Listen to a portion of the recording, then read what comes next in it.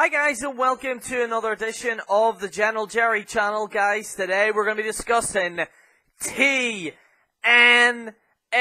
Obviously Impact came on yesterday, so I'm going to be doing a little review of it, and I'm going to be discussing about it as well. And as Drew McIntyre would say, Dixie, I'm fighting for you! So anyway, guys, let's get into it. Let's not waste any time. So a lot of stuff, kind of happened. Obviously, they're going off the bat from, Global Force Wrestling versus TNA. Obviously now, Jeff Hardy is now an assistant to EC3. Let's get into this one right now. So, Ethan Carter III and Jeff Hardy segment. EC3 made it quite clear that he doesn't give a shit about the goings-on, which to me is a bit of a... I don't understand that, because he's the world champion. Clearly, he would be concerned if TNA, was going to be taken over by Global Force Wrestling. And also, his aunt is Dixie Carter, so clearly he would fight for her. But, like I said, there was a few things that didn't make sense, but I'll get into it. EC3 says that there is a war on the horizon, and he doesn't give a crap. He then has Jeff Hardy come in with a bottle of water. He then says that he said it was 70. He wanted it to be 72 degrees, and then he throws the water at him. Hardy just passes it. He's just like, whatever. And then, he has to read stuff about EC3, as well. What was the other things that happened? Yes, he also mentions that EC3 is handsome. He says that Hardy gets to see his brother in action, and while he would love to see a Hardy Boys match, he's going to see his brother in action, as he will team up with Rockstar Spud to take on EC3 and Rockstar Spud. The first match, Ethan Carter III and Titus with Jeff Hardy versus Matt Hardy and Rockstar Spud. Carter and Hardy both start off the match and immediately tags in Titus. Hardy tries to go after Carter, who's in the ring apron. Pretty solid match. It lasted about 6 minutes, but basically what happened was Spud brings on the fire, but gets knocked down again by Titus. EC3 tells Jeff Hardy to blast Spud with a steel chair. Hardy says no way. Titus then gives Spud the ICU thumb spike to pick up the victory. After the match, Hardy comes into the ring and raises both Titus and EC3's hands. Obviously, what I don't, like I was saying, I don't understand why the World Heavyweight Champion isn't being involved in this feud. If they're gonna do this feud, make it go all out. I understand some people may say, well, he's a bad guy, why would he give a shit? But at the end of the day, usually in these type of invasion scenarios, it would be the whole locker room, rallying together versus the other team, because, you put your differences aside or whatever it may be. But clearly, TNA is going down this route now of EC3 doesn't give a shit. He's doing his own thing with Jeff Hardy. They're having their own story, and then the invasion storyline is going to be its own one. So I don't know what to think of that, to be honest with you, but we will continue. The Wolves and Drew Galloway backstage segment. Eddie and Davey say that they're ready to go. Galloway comes up to the Wolves and mentions that Jeff Jarrett cost Galloway the TNA World Heavyweight Championship, and the Wolves and the TNA Tag Team Champions. Galloway says it's time to bring the fight. Bring the fight for Dixie Carter! And, we also have a Dollhouse backstage promo. Taryn Terrell says that she's sick and tired of Velvet Sky's games. Terrell says that the Dollhouse run this house and not the beautiful people. This is another thing, clearly they would put some of the women from Global Force Wrestling against some of the women. Now, I will get into when Awesome Kong returns, but clearly the Dollhouse and, the beautiful people would maybe come together against some of the women. But like I'm saying, maybe they're only starting it off, I don't know, but clearly it should be TNA. If they're gonna do it, they have to go all out on it. If they're just gonna do little TNA things here and there and then have the story, it doesn't really build up to much, if you understand what I mean, but I will continue again. The Dollhouse and the Beautiful People brawl, as well. Jeff Jarrett, Karen Jarrett, and Bobber Roode In ring promo, Jeff says that Global Force Wrestling will take it all next week, at least the lockdown, and calls out Bobby Roode. Jarrett states that he wants the King of the Mountain Championship back. Jarrett said that he's not going to argue with Roode. He just wants the title back. Roode asked Jarrett why should he. Then they look like they're going to fight with each other. Karen believes in Jeff, and he's a week away from getting everything he wants. But if he fights Roode tonight, he's jeopardizing all of that. And basically, Karen was just saying, make a decision. You know, this could be your boss next week, so be careful who you're fighting against. So clearly they're building up to that.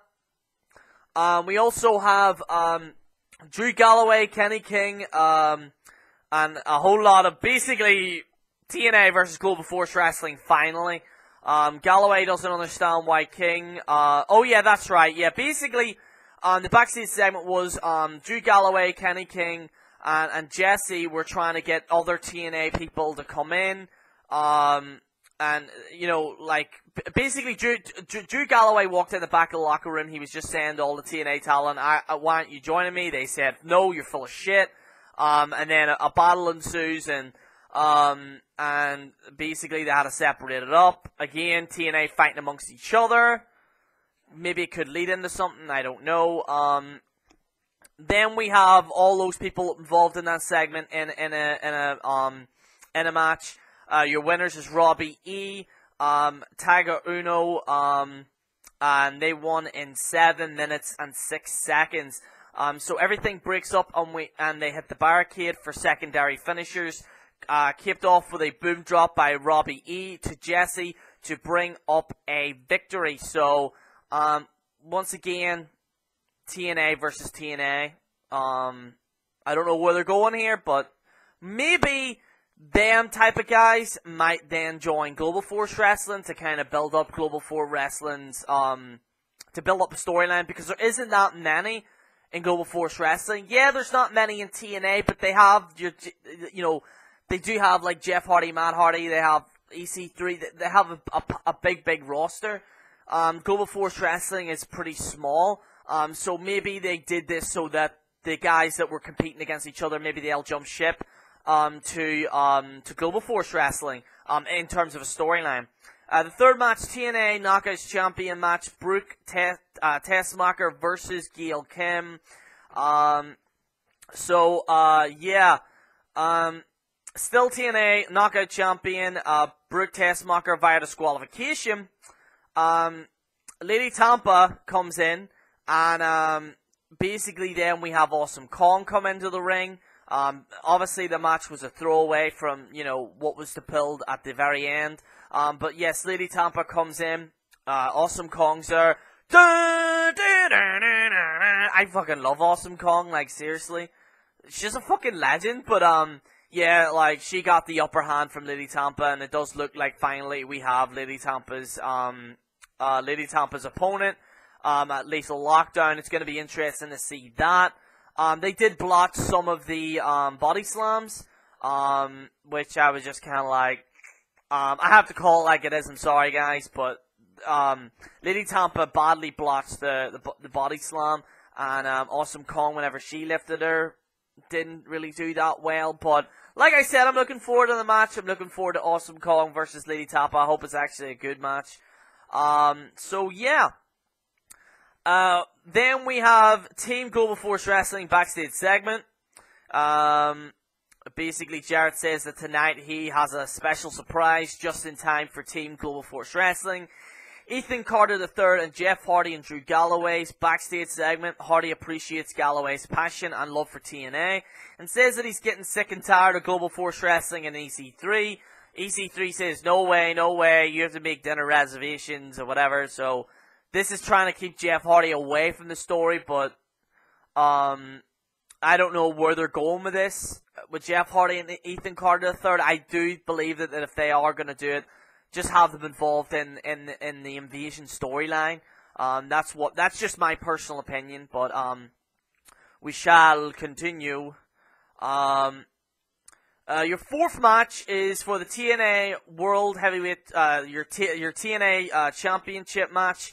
Trevor Lee versus Brian Myers versus the Wolves. The Wolves get a win. The match in total was 7 minutes and 7 seconds.